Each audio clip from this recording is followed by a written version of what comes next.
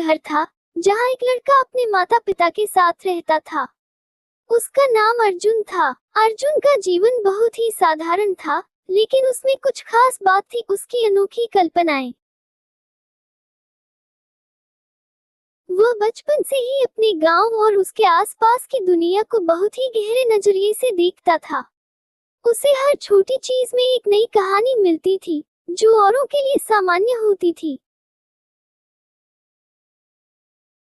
अर्जुन के पिता हरि सिंह एक किसान थे।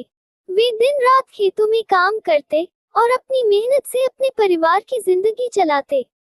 अर्जुन की माँ सुमित्रा घर के कामकाज में व्यस्त रहती, लेकिन वह भी अपनी जिम्मेदारियों को बखूबी निभाती।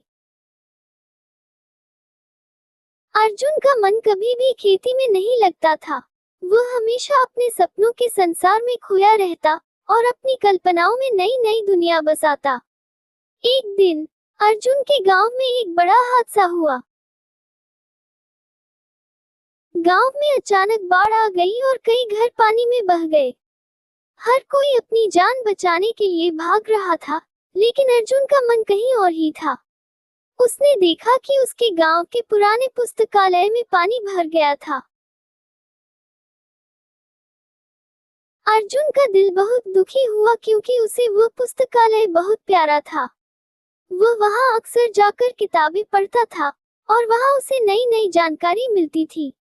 अर्जुन ने बिना देर किए अपनी जान जोखिम में डालते हुए पुस्तकालय की ओर दौड़ लगा दी। वहां पहुंचकर उसने देखा कि किताबें पानी में डूब चुकी थीं। उसे बहुत दुख हुआ, लेकिन उसने तय किया कि वह इन्हें बचाएगा। अर्जुन ने एक एक करके किताबों को बाहर निकाला और फिर उन्हें सूखा कर वापस रखा। हालांकि कई किताबें बच नहीं पाए, लेकिन जो बची थी उन्हें देखकर अर्जुन को दिलासा मिला। पुस्तकालय में उस दिन एक नई ऊर्जा का संचार हुआ।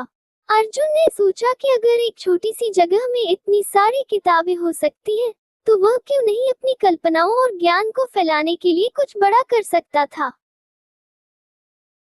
वह समझ गया कि उसका जीवन एक उद्देश्य के लिए है और उसे अब अपने सपनों को पूरा करने के लिए कुछ खास करना होगा।